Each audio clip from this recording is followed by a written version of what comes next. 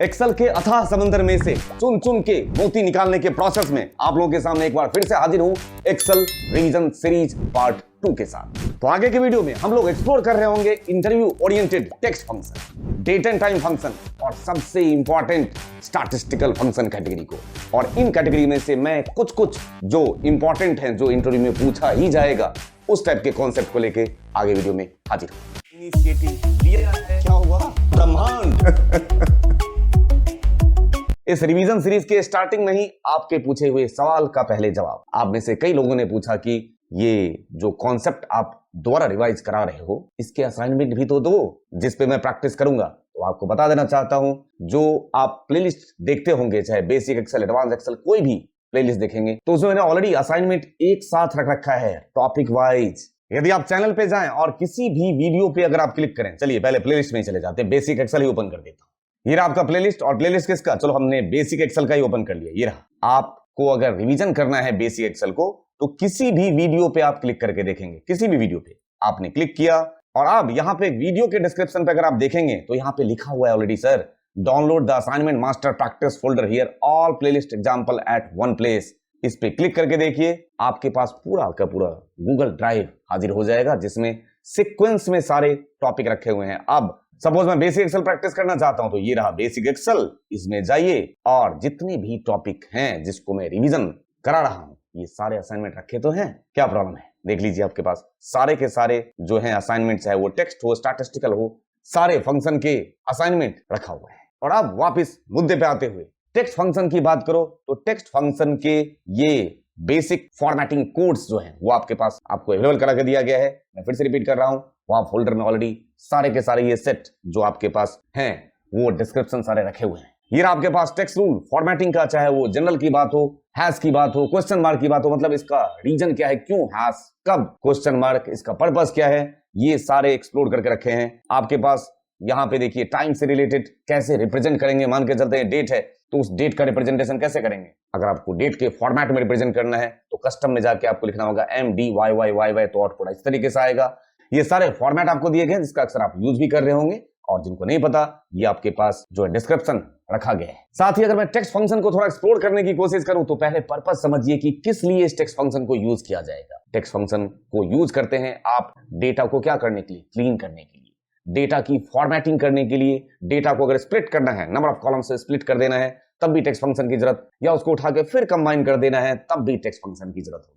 तो ये सारे पर्पस के लिए हम टेक्स्ट फंक्शन यूज करते हैं, जिसमें से मेन फंक्शन मैं आपको एक्सप्लोर कर रहा हूंगा। और फंक्शन के लिए आपके पास ऑलरेडी डिटेल वीडियो है। मैं फिर रिपीट कर रहा हूं, ये रिवीजन सीरीज में मैं मेन टॉपिक की बात करूंगा और इंटरव्यू में पूछे जाने वाले जो सवाल है उससे रिलेटेड फंक्शन आपके सामने रख दूंगा।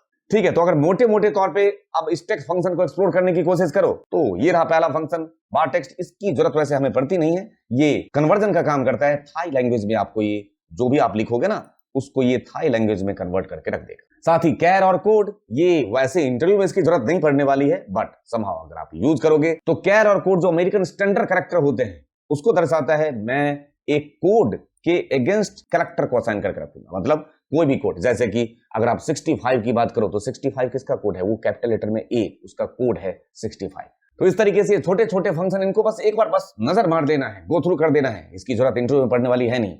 उसके बाद क्लीन फंक्शन, ये नॉन प्रिंटेबल कैरेक्टर को क्या करेगा? रिमूव। और कॉनकैटनेट, हाँ इसकी जरूरत पड़ेगी, बिल्कुल पड़ने वाली है। कॉनकैटनेट, कॉनकैट और टेक्स्ट ज्वाइन, ये तीनों एक ही फैमिली के मेंबर हैं, और तीनों फंक्शन का काम होता है कि it is used to join several text string into one, मतलब अलग अलग टेक्स्ट स्ट्रिंग को कंबाइन करके कर देगा एक, जिसमें सबसे जो बेहतर फंक्शन है इसमें से वो है आपका टेक्स्ट ज्वाइन। कॉनकैटनेट और कॉनकैट वाला जमाना अब गया। यहां पे अगर आपके पास नाम है अमित कुमार और स्पेस देके यहाँ पे वर्मा है, मतलब बीच में एक सेल खाली है, और तीनों को कंबाइन करना है, तो मैं पास करूंगा कॉनकैटनेट और कॉनकैट नहीं, अब मैं यूज करूंगा टेक्स्ट ज्वाइन। अगर आपके पास एक्सेल वर्जन 2016 ऑनवर्ड्स अवेलेबल है तो डेलिमीटर मुझे जो लगाना है, मुझे लगाना है स्पेस इन नाम के बीच में, comma, ignore empty, of course I want to ignore empty, मैंने इग्नोर किया, कॉमा, टेक्स्ट का सीरीज ऐसे पास कर सकते हैं इसमें। इसकी ब्यूटी ये है कि आपके सामने तीनों टेक्स्ट स्ट्रिंग को कंबाइन करके एक कर दिया। तो कॉनकैटनेट और कॉनकैट के कंपैरिजन में अगर देखा जाए तो ये टेक्स्ट ज्वाइन ज्यादा बेहतर है। उसके बाद डॉलर और फिक्स्ड की तो कॉमन करेंसी फंक्शन है, इसको स्किप किया जा सकता है। एग्जैक्ट, इसकी जरूरत पड़ती है। आप अगर देखोगे तो एग्जैक्ट की जरूरत कई जगह आपको देखने को मिलेगा।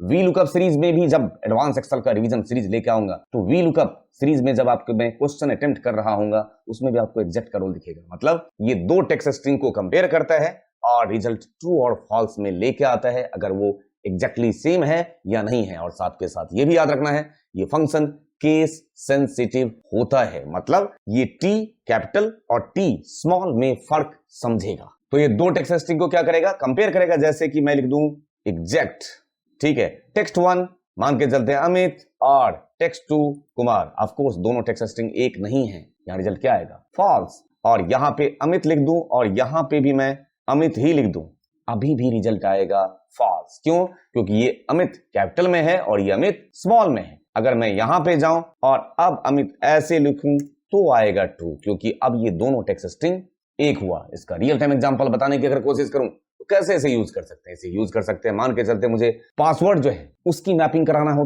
तो पासवर्ड यूजर ने पहले जब क्रिएट किया होगा लॉगिन आईडी तो वहां पे पहले पासवर्ड उसने क्रिएट किया होगा, वही पासवर्ड सेम चाहे वो कैपिटल में है या स्मॉल में है या दोनों मिक्स है, जब डालेगा तो ही उसको लॉगिन करने देना है। यहीं पे यूजर फॉर्म जब वीबी वगैरह बनाते हैं तो मैं लॉगिन तभी करा सकता हूं जब दोनों का क्या हो जाए, पासवर्ड मैच हो जाए। तो मैच तब होगा जब एग्जैक्टली मैच होगा, वहां पे यूज करोगे आप फंक्शन एग्जैक्ट। साथ के साथ एक और इंप्लीमेंटेशन बताने की कोशिश, जब आपको लुकअप सीरीज का मैं ये रिवीजन लेकर आऊंगा तो क्या बता सकता हूं उसमें कि आपके पास कोई टेबल है जिसमें से मुझे एग्जैक्ट मैच कराना है, मतलब केस सेंसिटिव लुकअप कराना हो तो जब केस सेंसिटिव लुकअप कराना है तो आपको ये वी लुकअप के साथ एग्जैक्ट के साथ खेलना पड़ेगा। ठीक है, अब एग्जैक्ट के बाद अपर लोअर और प्रॉपर, ये फंक्शन आपको नाम से ही, ये तो जगजाहिर नाम है। अपर का मतलब क्या, ये किसी भी स्मॉल लेटर को किस में कन्वर्ट कर देगा, कैपिटल लेटर में। ये लोअर का मतलब क्या है, स्मॉल लेटर में। और प्रॉपर का मतलब ये हर एक वर्ड के पहले लेटर को कैपिटल में कन्वर्ट करेगा, उसका नाम होता है प्रॉपर। ठीक, उसके बाद LEN लेंथ नाम का फंक्शन होता है, ये नंबर ऑफ कैरेक्टर आपको काउंट करके देगा। कोई भी टेक्स्ट स्ट्रिंग से आप पास करेंगे उसमें नंबर ऑफ कैरेक्टर कितना है वो निकालने का काम किसका, लेंथ का। अब यहां पे दो फंक्शन है, एक वैल्यू और दूसरा नंबर वैल्यू। ये बहुत काम, वैल्यू के केस में क्या होगा मैं आपको बता देना चाहता हूं। वैल्यू के केस में कोई भी टेक्स्ट स्ट्रिंग की बात, अगर मान के चलते मैंने नंबर लिखा और ये है अभी नंबर ना, दिखने में नंबर है लेकिन इसको मैंने बना दिया क्या, टेक्स्ट। देखिए अपोस्ट्रोफी लगा दिया, मतलब क्या बन गया अभी टेक्स्ट। और इस टेक्स्ट को अब मैं क्या बनाना चाहता हूं, नंबर। तो एक तो तरीका है कि ये यहां से कन्वर्ट हो जाएगा, कन्वर्ट टू नंबर। या दूसरा तरीका इक्वल टू एक फंक्शन होता है वैल्यू, ये क्या करता है, कन्वर्ट करता है किसी ऐसे टेक्स्ट स्ट्रिंग को that represents a number to a number. मतलब क्या, एक ऐसा टेक्स्ट स्ट्रिंग जो कि दिखने में नंबर है बट है वो क्या, टेक्स्ट, उसको ये नंबर में ही कन्वर्ट कर देगा वापस। ठीक, एक तरीका। दूसरा शॉर्टकट भी यूज कर सकता हूं मैं, alt plus D plus E plus F, ये आप शॉर्टकट यूज कर सकते हैं, ऑल्ट डी ई एफ। देखिए किस में कन्वर्ट हो गया, नंबर में। अब मेरे पास यहां पे इस तरीके का नंबर है लेकिन इसमें डेलीमीटर बीच बीच में फंसा हुआ है, मैं इनमें से डेलीमीटर को हटा देना चाहता हूं। तो देखिए मैं कैसे यूज करूंगा इसको, मैं एक फंक्शन पास कर दूंगा बहुत ही प्यारा सा जिसका नाम है नंबर वैल्यू। ये रहा टेक्स्ट, कॉमा, डेसिमल में मेरे पास दो ही होते हैं डेसिमल, कॉमा या डॉट। मैंने पास कर दिया डॉट, डबल कोट्स बंद, कॉमा, ग्रुप सेपरेटर, आपके नंबर को किस वैल्यू के ग्रुप ने सेपरेट कर रखा है, तो ये जो डेलीमीटर है इसने सेपरेट कर रखा है। मैं डबल कोट्स में पास कर दूंगा डॉलर, डबल कोट्स बंद, ब्रैकेट बंद। और जहां पे वैल्यू सही होगा वहां पे कोई दिक्कत नहीं करेगा, बट जहां पे डेलीमीटर लगा होगा उसको देख लीजिए, अलग कर दिया। अब आपके पास ये नंबर है, ऑल्ट इक्वल टू पास करिए, सम आपके सामने हाजिर है। उसी तरीके से कुछ फंक्शन और है आपके पास, रिपीट हो गया, टी हो गया, एन हो गया।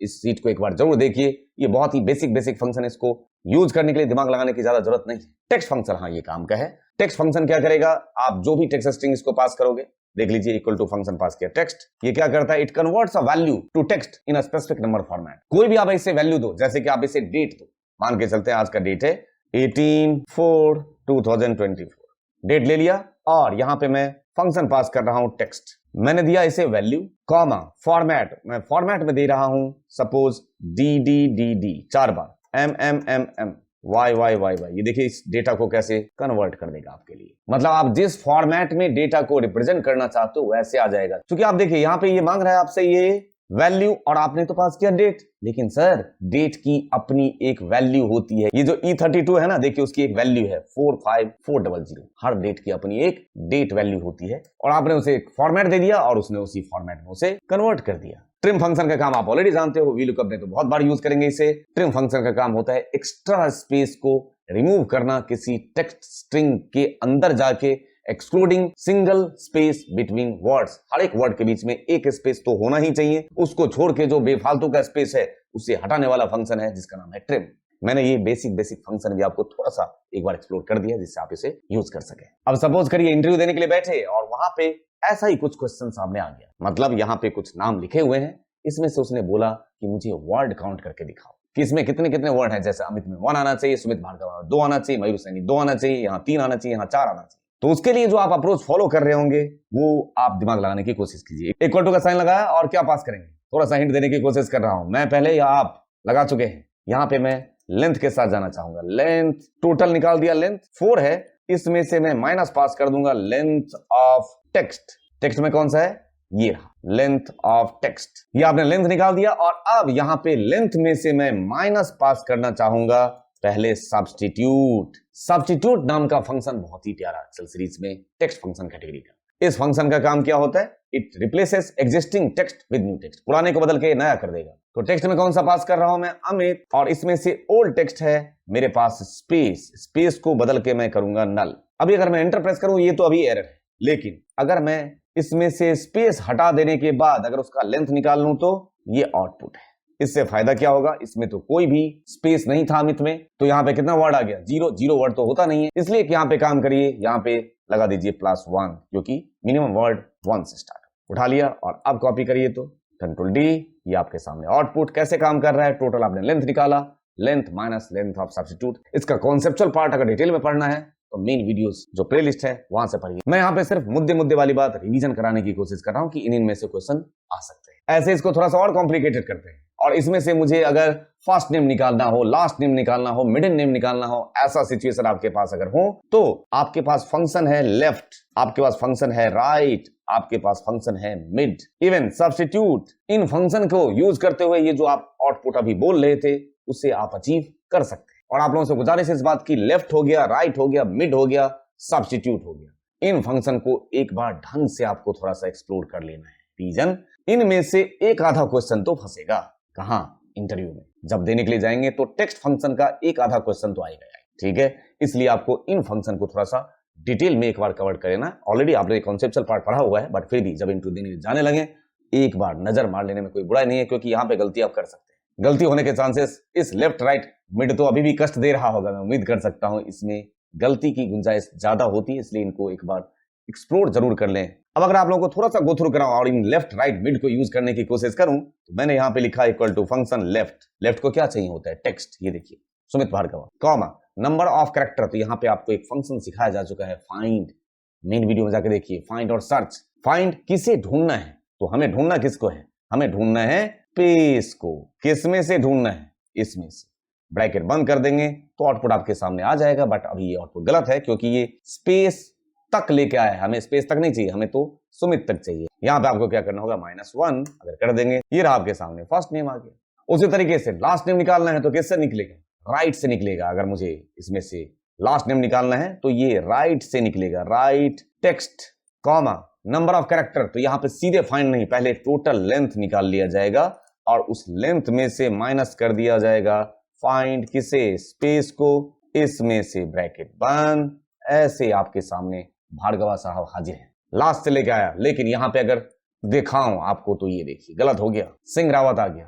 ठीक, मतलब अगर 3 नाम वाले हैं तो इसमें से गलती हुआ। इसको भी ठीक करने का भी बंदोबस्त करके देता हूं। सबसे बेहतर तरीका है, अगर मुझे एंड वाला नाम लेना है, चाहे वो 2 वर्ड के हो, 3 वर्ड के हो या 10 वर्ड के हो, और आखिरी नाम लेके आना है, आखिरी टाइटल, तो ये बहुत प्यारा सा एक अप्रोच, एवरग्रीन अप्रोच बताने की कोशिश। इक्वल टू यहां पे मैं पास करने जा रहा हूं फंक्शन जिसका नाम है सब्स्टिट्यूट।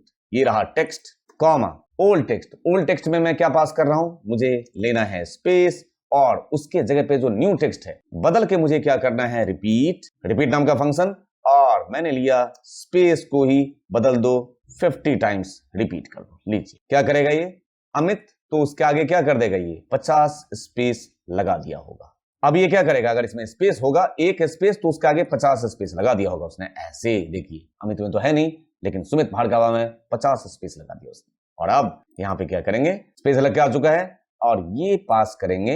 अब आप यहाँ पे पास कर दीजिए, राइट से उठा लीजिए, राइट, और राइट से 50 कैरेक्टर उठाइए। बस, तो बचा क्या इसके पास, राइट से उठा लिया उसने 50 कैरेक्टर। ये सारे बच गए ना, भार्गवा, सैनी, रावत। देखिए ना, इसमें अगर मैं आपको दिखा सकूं F9, ये देखिए भार्गवा है, उसके आगे रिमेनिंग स्पेस है। बस अब तो काम आसान, इसमें से स्पेस को कर दीजिए रिमूव। ठीक है, यहाँ पे फंक्शन पास कर दीजिए, देखिए ट्रिम, ब्रैकेट बंद, कैसा भी नाम होगा आपके पास आउटपुट आ जाएगा, चाहे 2 नाम वाले हो, 3 नाम वाले हो या 10 नाम वाले हो। देख रहे हैं, इस तरीके से थोड़ा सा आप अपने दिमाग पे जोर दोगे और अगर आपने कॉन्सेप्चुअल पार्ट पढ़ा है तो ये आप बहुत ही आसानी से कर लेंगे। चाहे लेफ्ट हो, राइट हो, मिड, ये देखिए सुमित कुमार भार्गवा अगर होता, इसमें से मिडिल नेम निकालना होता तो क्या करते, इक्वल टू फंक्शन मिड पास कर देते, रिप्लेस से कर सकते हैं। यहाँ पे देखिए मिड, ये रहा टेक्स्ट, स्टार्ट नंबर में क्या पास करेंगे, फाइंड किसे, स्पेस को फाइंड किस में से, इसमें से फाइंड, ब्रैकेट बंद, +1, कहां पहुंच गए, ये पहुंच गए स्टार्ट नंबर और कॉमा नंबर ऑफ कैरेक्टर, तो कितना कैरेक्टर में चाहिए, फिर से फाइंड किसे, स्पेस कॉमा किस में से, वही मेरा नाम सुमित कुमार भार्गवा, कॉमा यहाँ पे फिर से नेस्टेड फाइंड चलेगा, फाइंड स्पेस कॉमा इसमें से ब्रैकेट बंद -1, ब्रैकेट बंद, ऐसे देख लीजिए आपके सामने क्या हाजिर हो गया, कुमार आ गया ना। बट अगर आपके कॉन्सेप्ट क्लियर नहीं है तो ये तो सर के ऊपर से बाउंसर चला गया होगा। क्यों? क्योंकि अगर आपने पहले मेरे वीडियोस नहीं देखे हैं, कॉन्सेप्ट नहीं पढ़े हैं, तो फिर यहाँ पे कुछ नहीं आएगा। मैं सिर्फ इस रिवीजन सीरीज में ये बताने की कोशिश कर रहा हूँ कि इन्हीं में से क्वेश्चंस आ सकते हैं। मैं पढ़ा नहीं रहा हूँ ये टॉपिक, ठीक है, ये आपको याद रखना है। ठीक है, तो टेक्स्ट फंक्शन सीरीज का कंक्लूजन ये रहा, आपका थोड़ा सा ज्यादा ध्यान सब्स्टिट्यूट पे और टेक्स्ट फंक्शन के मेन कैटेगरी, जिसमें एक टेक्स्ट फंक्शन था, ठीक है, और साथ के साथ लेफ्ट, राइट, मिड, इनको थोड़ा सा आप एक्सप्लोर कर लें, सब्स्टिट्यूट करना ही है। इन 4-5 फंक्शन को अगर आप एक्सप्लोर कर लें तो टेक्स्ट फंक्शन अगर आपके पास कोई क्वेश्चन आएगा तो आप यूं ही छोड़ के नहीं आएंगे, आप उसको अटेम्प्ट करके और ऑफ कोर्स आउटपुट भी निकाल के आएंगे। और अब अगर डेट एंड टाइम फंक्शन की बात की जाए तो ये रहे कुछ लिस्ट फंक्शन के। डेट फंक्शन में चाहे वो डेट की बात हो, टाइम की बात हो, date value, time value, E date, EO month, work day, network day, week day, ये सारे फंक्शन किससे रिलेटेड है, डेट से रिलेटेड है। आपको अगर कहीं पेरोल वगैरह पे काम करना होता है या कहीं भी इंटरव्यू दो, एचआर एनालिस्ट वगैरह के लिए दो, तो डेट एंड टाइम को थोड़े ज्यादा तवज्जो देते हैं, क्योंकि मैनिपुलेशन कैलकुलेशन ज्यादा बेस्ड ऑन उनको डेट करवाना होता है अपने कैंडिडेट से। तो इस फंक्शन पे वो थोड़ा सा ज्यादा आपका ध्यान आकर्षित करने की कोशिश करेंगे, आपसे एक्सपेक्ट करेंगे डेट एंड टाइम के कॉन्सेप्ट आपके क्लियर होने चाहिए, जिससे कि आप कैलकुलेशन, मैनिपुलेशन उनके डेटा सेट पे कर सकते हैं। अब अगर मैं थोड़ा सा आपका ध्यान आकर्षित करने की कोशिश करूं तो डेट एंड टाइम फंक्शन में आपका जो मेन फोकस होना चाहिए वो एक तो हो गया ई डेट, ईओ मंथ, ये फंक्शन। एक फंक्शन और होता है डेटेड इफ, वो जो फंक्शन है वो 3-4 फंक्शन का एक से ही सॉल्यूशन हो जाता है। तो डेटेड इफ को भी हम थोड़ा सा देख लेना चाहेंगे। यहां पे अगर ई डेट की बात करो तो ई डेट का काम क्या होता है, अगर आपको रिटायरमेंट डेट निकालना है, पॉलिसी मैच्योरिटी डेट निकालनी है, ये सब काम करना है तो कौन सा फंक्शन, ई डेट। देख रहे हैं, यहां पे अगर मैं फंक्शन पास कर दूं ई डेट और मैं कोई भी स्टार्ट डेट पास कर दूं, सपोज आज का डेट 18/4/2024, ये मेरा आज का डेट है, कॉमा मंथ्स मैंने पास किया 1, तो 1 महीने बाद का ये सेम डेट लेके आएगा। मैं बता देना चाहता हूं, डेट एंड टाइम में पॉजिटिव निगेटिव दोनों वैल्यू चलता है। पॉजिटिव पास करूंगा तो आगे की तरफ लेके जाएगा और नेगेटिव पास करूंगा तो पीछे की तरफ लेके जाएगा। तो ये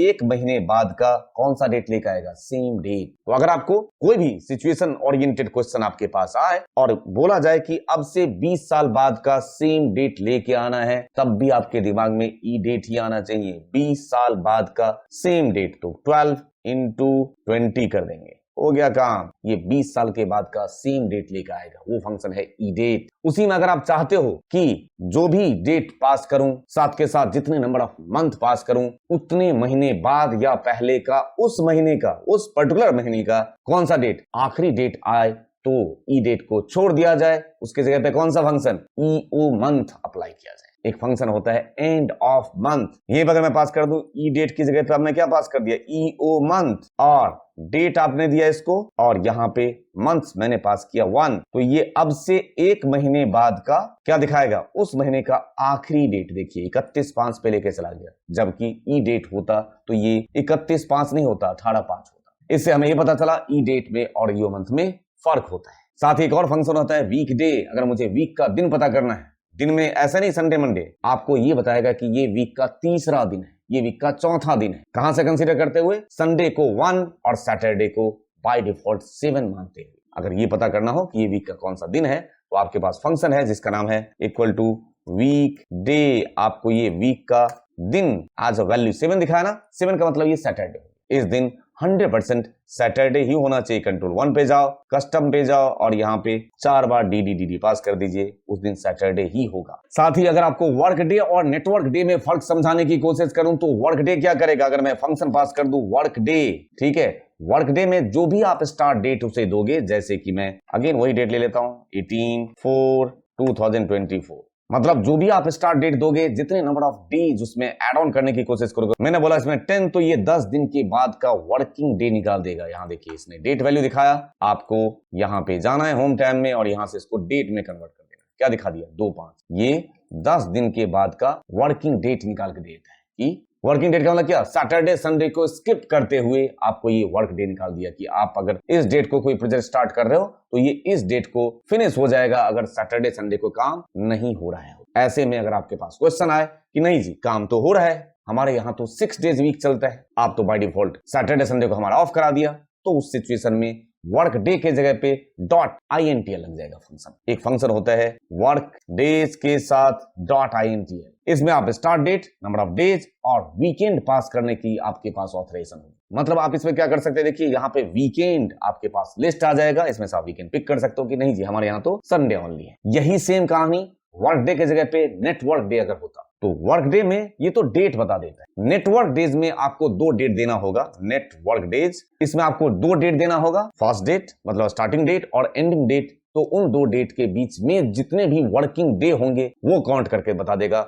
सैटरडे संडे को एक्सक्लूड करते हुए कि हाँ जी 4 दिन काम होंगे, 5 दिन काम होंगे। सपोज यहाँ पे मैंने पास किया 18/4/2024 और ये हो गया स्टार्ट डेट और एंड डेट में ले रहा हूं मैं 30/4/2024, ये सैटरडे संडे को एक्सक्लूड करते हुए दिन गिन देगा कि हाँ जी स्टार्ट डेट और एंड डेट के बीच में 9 दिन ऐसे मिलने वाले हैं जितने दिन काम किए जाएंगे, मतलब वो नेट वर्किंग डेज है। ऐसे आप लोगों को एक चीज बहुत परेशान करने वाला है, मैंने लिख दिया 18/4/2024 और इस डेट को अगर मैं आपको दिखाऊं, देखिए मैं कॉपी कर दिया, बहुत सारे डेट आपके सामने, इस बात की गारंटी है कि क्या ये डेट है, हाँ इस बात की गारंटी है कि ये डेट ही है। क्यों, अगर आप किसी डेट पे क्लिक करना, ये देखिए सेलेक्ट किया और होम टैब में जाके अगर मैंने यहाँ पे नंबर किया और वो नंबर में कन्वर्ट हो गया तो समझ लेना वो डेट ही था। देख लीजिए सारे नंबर में कन्वर्ट, इसको फिर डेट में कन्वर्ट, ऑफ कोर्स डेट आ जाएगा। बट आपको कैसे पता चलेगा कि ये डेट नहीं है, सपोज मैंने यहाँ पे इस डेट को डेट नहीं रहने दिया, देखिए अपॉस्ट्रोफी लगा दिया, दैट मींस क्या वो डेट नहीं है, 2 डेट पे लगा देता हूं ऐसा कुछ। और अब इन दोनों डेट को या एक डेट को सिलेक्ट करो, होम टाइम में जाके उसको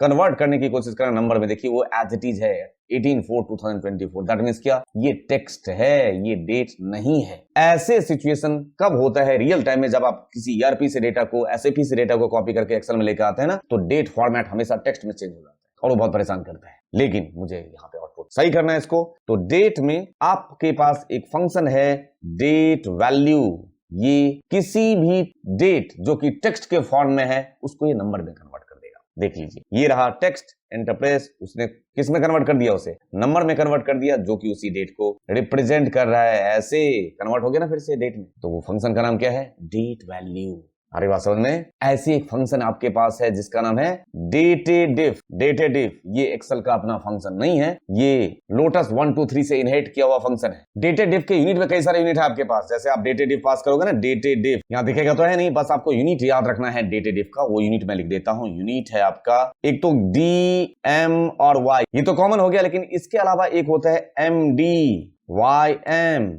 और YD। इन तीनों में फर्क इस बात का होगा, ये जो MD है ना ये डेज का डिफरेंस निकालेगा, ignoring months and years. YM और YD में भी ये मंथ का निकालेगा और ये दिन का निकालेगा, ठीक है, लेकिन तीनों में फर्क है। तीनों में क्या करेगा, ये ईयर और डेट को इग्नोर करेगा। इसका एग्जांपल ऑलरेडी मैंने डेटेडिफ एक्सप्लोर किया हुआ है मेन वीडियो में, आप वहां से इनके एग्जांपल को जरूर देखिए। और वैसे ही जैसे डेट फंक्शन होता है वैसे आपके पास टाइम होता है, ये रहा आपके पास टाइम, इसमें से आवर्स निकालना है तो आपको आर नाम का फंक्शन पास कर देना होगा, मिनट निकालना है तो मिनट नाम का, सेकंड निकालना है सेकंड नाम का। यहाँ पे भी एक और फंक्शन होता है टाइम वैल्यू। ये देखिए ये जो टाइम है ना, इस टाइम को मैंने ऐसे कर दिया, अपॉस्ट्रोफी लगा दिया, ठीक। और अब एक फंक्शन पास कर रहा हूं मैं टाइम वैल्यू, इस पे क्लिक। आपको मैं बता देना चाहता हूं एक्सेल में जो टाइम है वो स्टोर कैसे होता है, वो फ्रैक्शन में स्टोर होता है टाइम। डेट कैसे स्टोर होता है, तो वो डेट आपका वैल्यू में स्टोर होता है। फर्क है दोनों में, मतलब डेट आपके पॉजिटिव इंटीजर में स्टोर होगा और टाइम फ्रैक्शन में स्टोर होगा, और इस टाइम को अगर वापस वैसा ही टाइम में कन्वर्ट करना है, और ये टाइम ऐसे आ जाने के बाद अगर मैं इसको कंट्रोल 1 में जाऊं और कस्टम में जाके इसको मैं चेंज करना चाहूं तो देखो HH देखिए ऐसे लिख के आ गया ना, MM space AM oblique PM, ये लिख के आ जाएगा ऐसे सर, देख लीजिए। मतलब टाइम की अपनी एक वैल्यू होती है जैसे डेट की अपनी वैल्यू, तो टाइम की वैल्यू डेसिमल में होता है बिटवीन 0 एंड 1। ऐसे यहाँ देखिए, यहाँ लॉग इन आवर्स है, लॉग आउट है। मुझे अगर नंबर ऑफ आवर्स काउंट करना है तो कि कितने कितने घंटे इन्होंने काम किए, उसके हिसाब से वेजेस तय किए गए हैं। पैसे कितना देना है तो देखिए कैसे पास करोगे, log out minus log in, ऐसे तो करेंगे। कर दिया, ये तो अजीब सा आ गया। इसको क्या करेंगे हम, पैरेंथेसिस स्टार्ट पैरेंथेसिस क्लोज, पहले इनटू क्या कर देंगे 24। अब ये इस तरीके से लिख के आ गया, और अब मैं होम टैब में जाऊं, यहाँ पे किस में कन्वर्ट कर दूं उसको, नंबर में। ये ऐसे जब नंबर बनाओगे तो ये टोटल आवर्स काउंट कर देगा, ठीक है। और इसी का आगे अगर मैं इनटू लगा के क्या पास कर दूं 224, तो ये वेजेस काउंट कर देगा कि कितना वेजेस उसको देना है इतने घंटे के हिसाब से, अगर वो काउंट करता है तो। समझ में? तो अब आप लोगों का focus date and time function में किस किस पे होना चाहिए मैं बता देना चाहता हूं। एक तो सबसे ज्यादा डेटेटिव पे, इसकी थोड़ी सी आपको प्रैक्टिस कर लेनी है, डेटेटिव और मेन फंक्शन जैसे हो गया नेटवर्क डेज हो गया, ठीक है। उसके अलावा आपका ई डेट हो गया, ये रिटायरमेंट डेट वगैरह निकालना होता है, उस टाइम इसकी जरूरत पड़ती है। तो 3-4 फंक्शन डेट एंड टाइम में से कर लेना है आपको। साथ के साथ डेट एंड टाइम में आपको एक बार कोई पेरोल वगैरह बना के खुद से देखने की कोशिश करिए, जिसमें आप कैलकुलेशन सीख सकते हो कि भाई वर्किंग आवर्स कैसे निकालेंगे, ठीक है, टोटल वेजेस कैसे देंगे। ये एक कोई भी आप पेरोल सीट उठाइए और उसमें जितने भी प्रेजेंट और एब्सेंट के बेस पे आप बहुत सारे चीजें सीख जाएंगे, काउंटिंग वगैरह बहुत इजीली सीख जाएंगे इस एक ही सीट के अंदर। तो वो आप एक बार इंप्लीमेंट अगर कर लिया आपने किसी एक पेरोल सीट पे इन डेट एंड टाइम फंक्शन में से जो मेन फंक्शन है उनका, तो इंटरव्यू में कॉन्फिडेंस आपका अपने आप बना रहेगा और इंटरव्यू निकल जाएगा, इस बात की उम्मीद आप खुद से कर सकते हैं। और अब बात होगी स्टैटिस्टिकल फंक्शन कैटेगरी की, जिसमें आप लोगों ने ऑलरेडी ये जो कुछ फंक्शन है उसके कॉन्सेप्ट को एक्सप्लोर तो किया है। जैसे एवरेज की बात हो, एवरेज ए की बात हो, एवरेज इफ, सम इफ जैसे आप अप्लाई कर देते वैसे एवरेज इफ और एवरेज इफ्स भी अप्लाई होगा। तो इन फंक्शन में जो सबसे इंपॉर्टेंट फंक्शन होगा, जिसका इंटरव्यू में पूछे जाने वाला क्वेश्चन 1 या 2 आपको जरूर दिखेगा, वो फंक्शन है काउंट इफ। काउंट इफ से सवाल ना आए ऐसा हो नहीं सकता। तो आपको average if, count if, in function पे थोड़ा सा फोकस कर लेना है। मैक्स मिन ये तो कॉमन फंक्शन हो गए, लार्ज स्मॉल थोड़े से एरे सीरीज के फंक्शन हो गए। मैं सबसे ज्यादा फोकस करने के लिए आपको बोलूंगा काउंट इफ फंक्शन पे। उसके अलावा जो एवरेज फंक्शन है, एवरेज इफ से एक बार मैं गो थ्रू कराने की कोशिश कर रहा हूं। एवरेज निकालने का जो बेसिक प्रोसेस होता है क्या होता है, जितने सेल में वैल्यू है उसको पहले क्या किया जाएगा, पहले तो टोटल कर दिया जाएगा। 9 आ गया और उसको उतनी नंबर ऑफ सेल से क्या कर दिया जाएगा, डिवाइड। तो एवरेज निकल के आया क्या 3। ये जो एवरेज निकालना है आपको, उसके लिए एवरेज नाम का फंक्शन भी बना के दिया गया है, जिसमें आप वही आउटपुट देख रहे होंगे। इंटरनली ये खुद ब खुद क्या किया होगा, सम किया होगा और उतने नंबर ऑफ सेल से डिवाइड कर दिया होगा। एवरेज विद कंडीशन है तो आप एवरेज इफ, सिंगल कंडीशन के लिए एवरेज इफ, मल्टीपल कंडीशन के लिए जैसे आप सम इफ और सम इफ्स पास करते थे वैसे ही आप एवरेज इफ और एवरेज इफ्स को पास करेंगे। इसके साथ ही इन कुछ फंक्शन पे अगर नजर डालें, जैसे काउंट हो गया, काउंट ए हो गया, एक बात बता देता हूं, जैसे एवरेज था और एवरेज ए था, इन दोनों में किस बात का फर्क, वैसे सेम काउंट और काउंट ए में क्या फर्क वो बता देता हूं। एवरेज अर्थमेटिक मीन पे चलता है, एवरेज ए में या काउंट ए, ये जो दोनों फंक्शन है जिसमें ए आगे लगे हुए हैं, इसका मतलब हुआ एवरेज ए के केस से पहले बता देता हूं। एवरेज ए के केस में अगर इसको कहीं भी रेंज में फॉल्स मिल जाए, टेक्स्ट मिल जाए या ट्रू मिल जाए, उसको ये कंसीडर करेगा, लेकिन एवरेज फंक्शन कंसीडर नहीं करेगा। मेजर रेफरेंस यही है। और कंसीडर भी जो करेगा मतलब इवैल्यूएट जो करेगा वो क्या करेगा, टेक्स्ट को और फॉल्स को 0 मानेगा और जो ट्रू है उसकी वैल्यू क्या होती है 1, तो उसे वो 1 मानेगा। किसके केस में, एवरेज ए के केस में, ठीक है। तो एवरेज और एवरेज में फर्क है, ये बात आपको याद रखना है। साथ के साथ काउंट और काउंट ए फंक्शन, इन दोनों में भी फर्क है। अगर मैं काउंट फंक्शन की बात करूं तो ये क्या करता है काम, it counts the number of cells in a range that contain only number. ये उन रेंज ऑफ सेल्स को काउंट करेगा, जैसे कि मैं यहां पे कुछ लिख देता हूं, यहाँ पे वैल्यू है, यहाँ पे मैं टेक्स्ट डाल दिया, इधर फिर टेक्स्ट डाल दिया, इधर फिर नंबर डाल दिया, फिर टेक्स्ट, फिर नंबर, ऐसे का डेटा है। और मैं यहाँ पे क्या पास करने की कोशिश करूंगा, मैं यहाँ पे पास करूंगा काउंट फंक्शन। तो काउंट फंक्शन के केस में ये क्या करेगा, इन रेंज में से सिर्फ और सिर्फ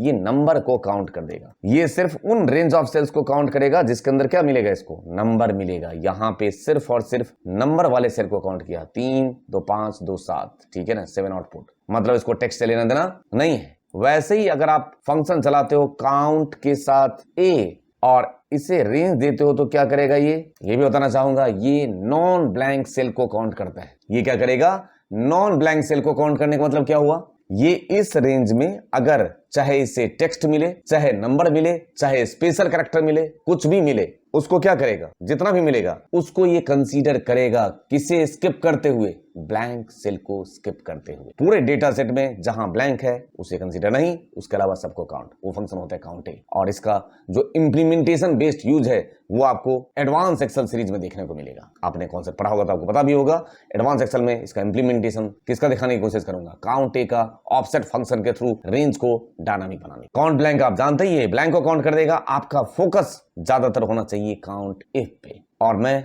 काउंट इफ के कुछ एग्जांपल आपके सामने रखना चाहूं। उसके अलावा मैक्स मीन, मैक्स ए मीन की बात करो, सेम कहानी वही। मैक्स क्या करेगा, रेंज में से सबसे मैक्सिमम वैल्यू। मीन क्या करेगा, किसी रेंज में से सबसे मिनिमम वैल्यू। मैक्स ए और मीन ए में फिर फर्क है, यहां जो मैक्स ए और मीन ए है ये रेंज में से सबसे मैक्सिमम वैल्यू तो लेके आएगा, लेकिन मैक्स के केस में क्या है, वो इग्नोर करता है लॉजिकल वैल्यू और टेक्स्ट को, मैक्स भी और मीन भी। बट मैक्स ए और मीन ए क्या करेगा, आपको खुद आंसर पता चल गया, ये इग्नोर नहीं करेगा किसे, लॉजिकल वैल्यू और टेक्स्ट को। मैक्स, मैक्स ए, मीन और मीन ए, इनमें फर्क समझ आ गया। मैक्स फंक्शन और मीन फंक्शन लॉजिकल वैल्यू और साथ के साथ टेक्स्ट उसको इग्नोर करेगा, बट मैक्स ए और मीन ए लॉजिकल वैल्यू और टेक्स्ट को इग्नोर नहीं करेगा। ये मेजर फर्क है इन दोनों फंक्शन में। मैं आपके सामने कुछ काउंट इफ को थोड़ा सा और एक्सप्लोर करने की कोशिश कर रहा हूं। काउंट इफ के सबसे पहले सवाल से आपका स्वागत। काउंट इफ का मतलब क्या हुआ, काउंट विद क्राइटेरिया, मतलब इसमें कई सारे नाम होते जिसमें से मुझे सिर्फ और सिर्फ यहाँ पे डायना कई बार रिपीट हो रखा होता, देख लीजिए ऐसे,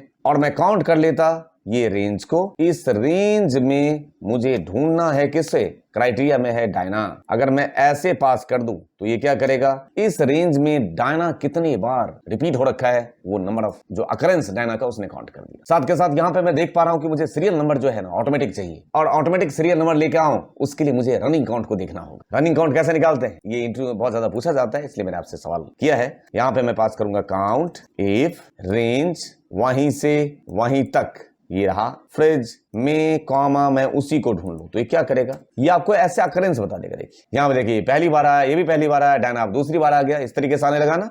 मैं इसको थोड़ा सा और इंप्रोवाइज कर देता हूं। इंप्रोवाइज ये कर रहा हूं, मैंने यहाँ पे बोला इफ, यदि इस सेल की वैल्यू बराबर नल हो, खाली है, तो जो आउटपुट है उसको नल रखो, नहीं तो देखिए फंक्शन मैं काउंट इफ ना चला के इंप्रोवाइज कर रहा हूं, मैं इसको काउंट ए से अकरेंस निकालूंगा। काउंट ए क्या करता है, ब्लैंक को छोड़ के सबको काउंट। तो मैंने कहा तुम काउंट कहां से कहां तक करो, वहीं से वहीं तक में इधर वाले को कर दो फ्रिज। अब इससे मुझे क्या फायदा होने वाला है वो भी आपको दिखाना होगा। यहाँ 1 आएगा और जहां ब्लैंक होगा वहां तो ब्लैंक ही रखेगा, बट यहाँ पे वो 2 आ जाएगा। इस तरीके से आपने रनिंग काउंट निकाल लिया। इसका बेनिफिट ये है कि बीच में से अगर कोई भी सेल डिलीट करता हूं तो इसका मतलब ये नहीं कि आपका आउटपुट गलत आ जाएगा। देखिए 1 2 3, अब इसको सीक्वेंस ले लिया। इस तरीके से आप रनिंग काउंट, रनिंग टोटल निकालना हो तो काउंट के जगह पे यहाँ पे अगर मुझे एक कॉलम और इंसर्ट कर देना हो, यहाँ पे इंसर्ट कर दिया, और यहाँ पे मुझे रनिंग टोटल निकालना हो तो सेम कहानी, इफ यहीं से लगा लेता हूं, इस सेल की वैल्यू अगर बराबर नल हो तो आउटपुट में क्या रखो, नल ही रखो, नहीं तो सम कर दो, कहां से कहां तक, वहीं से वहीं तक, इधर वाले को फ्रिज और ब्रैकेट बंद, आउटपुट सेम आएगा। देखिए यहाँ 1 1 में 2 ऐड हुआ, 3 6 15 21 एंड सो ऑन, देख लीजिए आपके सामने। ठीक है, इस तरीके से आप रनिंग टोटल, रनिंग काउंट ये निकाल सकते हैं। साथ ही अगर मैं इस एग्जांपल को दिखाऊं, चूंकि मैं ऑफिस 365 यहाँ यूज कर रहा हूं, वो डायनामिक एरे के कॉन्सेप्ट पे चलता है, तो यहाँ पे एरर आने का चांस नहीं है। लेकिन अगर आपके पास वर्जन पुराना हो, जिसमें आपके पास ऑफिस 2016 13 ये वर्जन अवेलेबल हो, वो दिक्कत करेगा। क्या अब इसमें मुझे क्या करना है, count the number of cells within a range by value और बाय रेफरेंस। अच्छा, बाय वैल्यू मतलब जिसमें आप स्टैटिक वैल्यू पास करते हो, बाय रेफरेंस जिसमें आप सेल का रेफरेंस पिक करते हो। रेफरेंस डायनामिक होता है in comparison to static value. तो यहाँ पे मुझे बाय वैल्यू और बाय रेफरेंस दोनों लेना है। मैं बाय वैल्यू पहले लेने जा रहा हूं, जिसका काउंट तो करना है EXL और CSC को मिला के। देखिए अगर आप यहाँ पे काउंट इफ पास करें और ऐसे आप रेंज दे दें, तो आपने पास किया काउंट इफ, फिर आपने दिया रेंज, कॉमा ये जो क्राइटेरिया मांग रहा है उसमें अगर मैं लिख देता हूं कि भाई EXL एक तो है नहीं, एक से ज्यादा है, तो आप एक तो तरीका ऐसे कर सकते हैं, पहले EXL का निकाल दिया, फिर इसी को काउंट कर लिया प्लस का साइन लगाते हुए, और यहां पे लिख दिया CSC। बट ये बहुत ही ऑर्थोडॉक्स अप्रोच हो गया, ये तरीका अच्छा नहीं है। उससे बेहतर आप क्या करें, काउंट इफ में लिख दीजिए इस तरीके से और उसको किस में कन्वर्ट कर दीजिए, पढ़ा चुका हूं मैं, एरे में कन्वर्ट कर दीजिए EXL और डबल कोट्स में CS। इससे फायदा क्या होगा, कर्ली ब्रेसेस बंद, ब्रैकेट बंद, एंटर प्रेस। अभी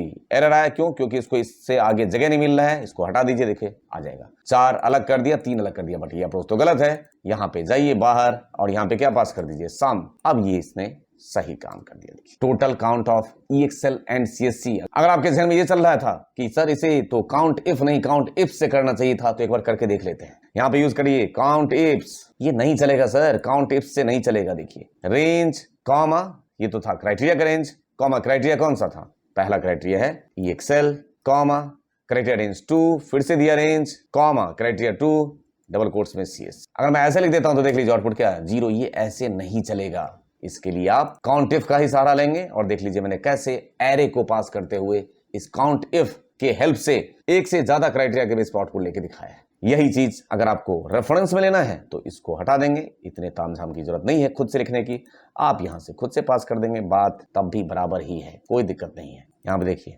ठीक है, ये तो हो गया कॉल बाय वैल्यू। और कॉल बाय रेफरेंस की बात करो तो यहां पे मैं लिख दिया CSC, और यहां पे कुछ नहीं लेना है। इस रेंज को हटा के अगर मैं ये रेंज पास कर दूं तो भी आउटपुट आएगा, सेम आउटपुट आएगा, क्योंकि आपने यहां पे रेफरेंस ले तो लिया। देख लीजिए F9, EXL और CSC दोनों है ना। इस तरीके से आप कॉल बाय वैल्यू और कॉल बाय रेफरेंस को यूज कर सकते हो। मैं आपको फिर से बता देना चाहता हूं कि स्टैटिस्टिकल फंक्शन सीरीज में सबसे ज्यादा जो आपको प्रैक्टिस करके जाना है वो काउंट इफ सीरीज का। काउंट इफ की अच्छे से प्रैक्टिस कर लेंगे तो 1 या 2 क्वेश्चन इस वाले सेट से तो आएगा ही आएगा। मतलब स्टैटिस्टिकल का 1-2 क्वेश्चन रहेगा। मैक्स मीन लार्ज स्मॉल का रेस्ट ऑफ द रेट कैसे पूछ सकता है, हाँ लार्ज पूछेगा, टॉप 5। अगर आपके पास कभी ऐसा सिचुएशन आता है कि मुझे टॉप 3 जो वैल्यू है, सेल्स अमाउंट है, उसका एग्रीगेशन करना है, मतलब उसका टोटल चाहिए, तो आपको मैक्स बिन से तो काम चलेगा नहीं, क्योंकि मैक्स तो मैक्सिमम वैल्यू, मिन तो मिनिमम वैल्यू। मुझे तो टॉप 3, टॉप 5, टॉप 100 चाहिए। ऐसे सिचुएशन में आप मैक्स मिन की जगह पे लार्ज और स्मॉल यूज करना, आपको याद हो। ऐसे एक फंक्शन रैंक होता है, रैंक को थोड़ा सा एक्सप्लोर कर लीजिए। रैंक मतलब जिसकी रैंकिंग निकालनी है और जिसमें से निकालनी है। मैं थोड़ा सा आपको बता देता हूं कौन सा फंक्शन, रैंक, लार्ज और स्मॉल, ये भी बता देता हूं। पहले काउंटिफ का 1-2 एग्जांपल। और यहां पे देखिए मैंने एरे की मदद से इन सारे जो क्राइटेरिया का सॉल्यूशन करने की कोशिश किया है। क्या कह रहा है, total count blank plus non blank. तो या तो एक तो तरीका है कि पहले मैं काउंट ब्लैंक प्लस काउंट ए ऐसे कंबाइन करके निकालूं, या दूसरा तरीका एरे मेथड। एरे मेथड कैसे पास किया था आपने, ये देखिए काउंट इफ रेंज, ये डेटा का रेंज है, और क्राइटेरिया कैसे है, आपने क्राइटेरिया को एरे के थ्रू पास कर दिया। कोई दिक्कत है, ठीक है। इस तरीके से आप नॉन ब्लैंक करना चाहो, देखिए नॉट का साइन लगा हुआ है। ब्लैंक करना चाहो, इस तरीके से टेक्स्ट काउंट करना चाहो तो ग्रेटर देन इक्वल टू ए लगा देंगे तो टेक्स्ट काउंट कर देगा। मतलब इस रेंज में जहां जहां टेक्स्ट होगा उसे निकाल कर रख देगा। ये सारे जो मैंने अटेम्प्ट किए हैं, ये सारे आपको प्रैक्टिस करना है। मैं फिर रिपीट कर रहा हूं, प्रैक्टिस सीट ऑलरेडी फोल्डर में रखे हुए हैं, बेसिक एक्सेल के कंप्लीट, वो आपको वीडियो के डिस्क्रिप्शन में मिल जाएगा लिंक, है ना। वहां से आप असाइनमेंट डाउनलोड करिए। और प्रैक्टिस रेगुलर बेसिस पे चाहिए, रिकैप भी आपको रेगुलर बेसिस पे लेते रहना होगा। ऐसे ही इस टोटल सेल्स में से अगर मुझे मैक्सिमम सेल का पता करना है तो फंक्शन का नाम मैक्स, ये मुझे बताने की जरूरत नहीं है। मिनिमम पता करना है तो फंक्शन का नाम मिन। लेकिन मुझे ना तो मैक्सिमम पता करना है ना ही मिनिमम पता करना है, मुझे इसमें से second highest, 5th highest, 15th highest ऐसा वैल्यू निकालना हो तो फंक्शन, उसका नाम है लार्ज और स्मॉल। यहां पे आप पास करिए लार्ज, यहां पे पास करिए एरे, फ्रेज, कॉमा के का मतलब होता है पोजीशन। अगर मैंने 1 पास कर दिया ये मैक्स जैसा चल जाएगा, मैक्सिमम वैल्यू। 2 पास कर दिया तो ये सेकंड हाईएस्ट वैल्यू उठा लेगा। इस टोटल रेंज में से जो सेकंड हाईएस्ट वैल्यू होगा वो उठा के ले आएगा। और साथ के साथ मुझे टॉप 3, टॉप 5 निकालना हो तो यहां पे इसे एरे बना देंगे, 1, 2, 3 इस तरीके से देख लीजिए, फर्स्ट, सेकंड, थर्ड। और यहां पे अगर मैं सम कर दूं तो क्या करेगा, ये टॉप 3 सेल्स अमाउंट का टोटल है। देख रहे हैं, तो आपको थोड़ा सा लार्ज और स्मॉल पर फोकस कर लेना है। लार्ज स्मॉल की बातें, ये जो एरे का फंक्शन है ये काम का है। और साथ ही मुझे अगर रैंकिंग पता करना हो तो मैं क्या पास कर सकता हूं, रैंक नाम का फंक्शन पास करूंगा। किसका रैंक पता करना चाहता हूं, सपोज मैं इसी का, और रेफरेंस में मैं पूरा रेंज पास कर दूंगा यही। तो क्या करेगा ये, इस वैल्यू का इस रेंज में रैंक क्या है ये बता देगा। देख रहे हैं, इस तरीके से आपको ये रैंक बताएगा। हो सकता है कोई वैल्यू अगर 2 बार रिपीट हो रखा हो तो वो रैंक दोनों को एक ही मानेगा, 5, 5 दोनों को रैंक दे देगा, लेकिन छठा रैंक वो किसी को नहीं देगा, ये याद रहे। अगर 2 को उसने 5 रैंक दे दिया तो छठा किसी को नहीं देगा, अब वो देगा 7th रैंक। ठीक है, ऐसे ही अगर आपको अकरेंस निकालना है किसी वैल्यू का, किसी वैल्यू का अकरेंस किसी डेटा सेट के अंदर कितनी बार है वो निकालने के लिए फंक्शन होता है फ्रीक्वेंसी। और ये किसका फंक्शन है, एरे का फंक्शन है, कंट्रोल शिफ्ट प्लस एंटर से रन होगा। जैसे कि एग्जांपल के तौर पे अगर मैंने यहां पे कुछ वैल्यू रख दिया, देख लीजिए मैंने यहां पे वैल्यू रख दिया है। और अब मैं कहना चाहता हूं कि 1 से 10 वाले, 1 से 10, 10 से 20 या 30 और 30 से 50 या उससे ऊपर, इनमें कौन कौन से वैल्यू हैं जो कि 1 से 10 के बीच में है, उसका अकरेंस कितनी बार है। तो मैं ये जो लोअर लिमिट है इसको छोड़ सकता हूं और अपर लिमिट को पकड़ते हुए फॉर्मूला लगा सकता हूं। यहां पे 3 सेल में आउटपुट आएगा क्योंकि रेंज उतने दूर कह लिया आपने। यहां पे पास करिए फंक्शन फ्रीक्वेंसी, ये रहा डेटा एरे कॉमा, अब क्या कह रहा है, बीन्स एरे। बीन्स एरे का मतलब होता है डेटा इंटरवल। तो डेटा इंटरवल मेरे पास कौन सा है, डेटा इंटरवल मेरे पास है ये रेंज, ब्रैकेट को बंद, कंट्रोल शिफ्ट एंटर। यहां पे उसने क्या किया, आपको अकरेंस दिखा दिया कि 1 से 10, 10 से 30 और 30 से 50 वाले वैल्यू कितने कितने हैं इसमें। तो मैं आपसे इतना कॉन्सेप्चुअल मामले में गुजारिश करना चाहता हूं कि कोर एक्सेल सीरीज में, कोर एक्सेल की बात मतलब बेसिक एक्सेल में अगर मैं पूछूं आपसे, तो आपको जो इंटरव्यू में पूछा जाएगा वो कौन कौन से टॉपिक्स आएगा, वो आएगा आपका सम इफ से क्वेश्चन आ सकते हैं, आते ही हैं, काउंट इफ से आ जाते हैं। ठीक, ये जो दो है सम इफ्स और काउंट इफ्स, इसको तो आपको क्या कहना, मतलब रट दो। जितना ज्यादा प्रैक्टिस कर सकते हैं सम इफ और काउंट इफ का आपको करना है। सम इफ विद वाइल्ड कार्ड इस तरीके से लगाने की कोशिश किया कीजिए। थोड़ा सा ट्रिकी क्वेश्चन जरूर इंटरव्यू में डाला जाएगा। तो ये दो फंक्शन पे पूरा फोकस। उसके अलावा जो आपके पास मेन फंक्शन था, जैसे कि आपका लार्ज हो गया, स्मॉल हो गया, मैक्स मीन, ठीक है, इन सब से अकेले क्वेश्चन नहीं आएगा। हाँ, इस फंक्शन का किसी दूसरे फंक्शन के साथ एसोसिएट करके जो कॉम्बिनेशन बेस्ड क्वेश्चन है वो जरूर आएगा। ठीक है, तो अभी चूंकि कॉन्सेप्चुअल पार्ट मैंने कोर एक्सेल का कवर किया है, तो मैंने इसमें आपको फंक्शन बता दिए मेन कि आपको कोर एक्सेल में क्या पढ़ना है। ठीक है, जब एडवांस एक्सेल सीरीज का रिकैप वीडियो लेकर आऊंगा, तो उसमें जब आपके सामने एडवांस एक्सेल सीरीज का रिवीजन वीडियो लेकर आऊंगा, तो उसमें मैं इन्हीं फंक्शन को फिर यूज करते हुए एडवांस एक्सेल के फंक्शन के साथ एसोसिएशन करके दिखाऊंगा। तब आपको इनका इंपैक्ट दिखेगा। अभी तो आपको लगा होगा कि हाँ अच्छा ये ऐसे यूज होता है, ऐसे यूज होता है, इंप्लीमेंटेशन कुछ नहीं आया होगा। वो इंप्लीमेंट करने की बारी जो है ना, वो आती है एडवांस एक्सेल।